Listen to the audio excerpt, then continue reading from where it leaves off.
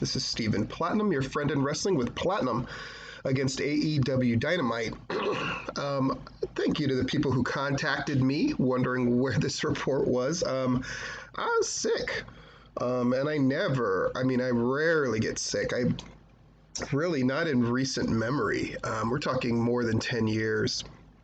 And so I did my best to get rest and do all that stuff you're supposed to do because I have a big weekend ahead of me.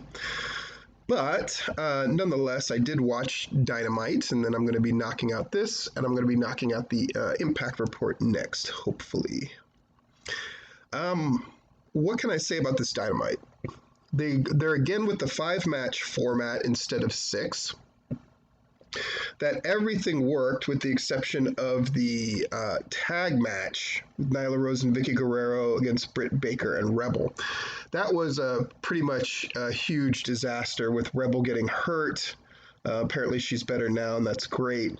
And it's something that just generally didn't work. But beyond that, it was a pretty fantastic show with a stellar main event, and then that video package of their time in Jacksonville was absolutely stellar. And apparently, the most watched part of the entire show almost hitting 1 million. So AEW's return to Wednesday, definitely pretty much a home run. There's no doubt about it. Before the show started, they promoted the 2 tag matches and MJF and Sammy. Then we get our intro. We open with Jericho coming to the announcer's booth to Judas. They announce that they're going to have the highlights from Jacksonville, and we go into our first match, non-title match with Penta, with Alex and Eddie Kingston against the Young Bucks.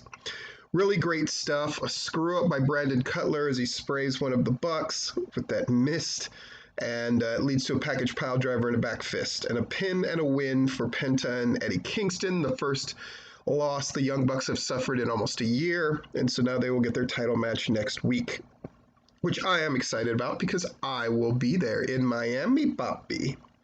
So we got Christian talking to Jungle Boy, and then the rest of Jurassic Park come in. Not much is advanced here, except for the fact that Jungle Boy is going to be the first to get to 50 wins if he can beat Jack Evans, which is pretty amazing. So we've got Tony with Men of the Year, Ethan Page and Scorpio Sky, and they talk about the coffin match. Darby and Sting attack, and Ethan Page cancels the coffin match, saying until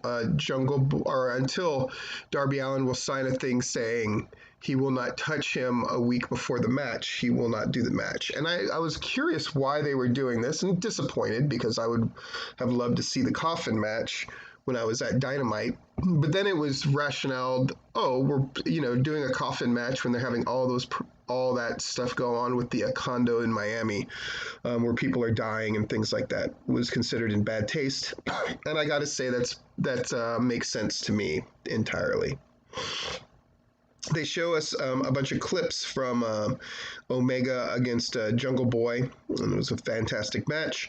Then we get Jack Evans against Jungle Boy. They wrestle through the commercial break, and then at the end, Jungle Boy wins with the snare trap. Matt Hardy attacks. Christian attacks. A very sloppy brawl between the two. That was the other part of the show that I thought just was eesh. The two of them not on the same page when they initially started their brawl, but then they got it together. And it was what it was. MJF promo about Chris Jericho. Then we had Omega. And we had Dark Order. And commercial.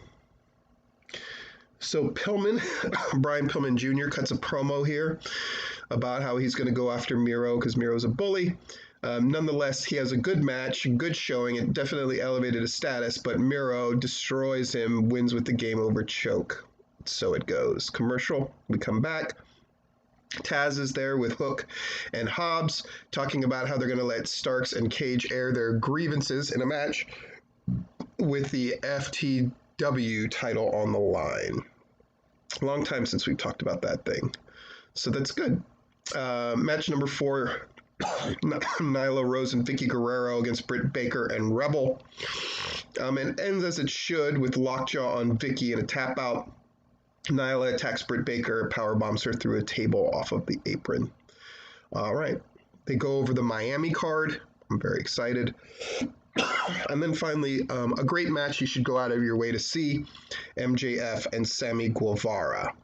At the end, Sean Spears clocks Sammy Guevara with a chair, so MJF gets the win, setting up his match against Chris Jericho. Makes sense. And then the Best of Jacksonville, which was lovely, especially the Brody Lee parts. Just a really lovely tribute. And one of those cool things, I joked as I was watching it with a friend of mine, what would the WWE show if they had clips of here's what we did during COVID, breaking up the Hurt Business, which everybody loved, and Asuka being reduced to nothing. Which is an exaggeration somewhat, but definitely AEW put their best foot forward and made strides during COVID, whereas WWE felt like at best they were holding serve and at worst were backsliding. So congratulations to AEW. Looking forward to seeing Dynamite in Miami.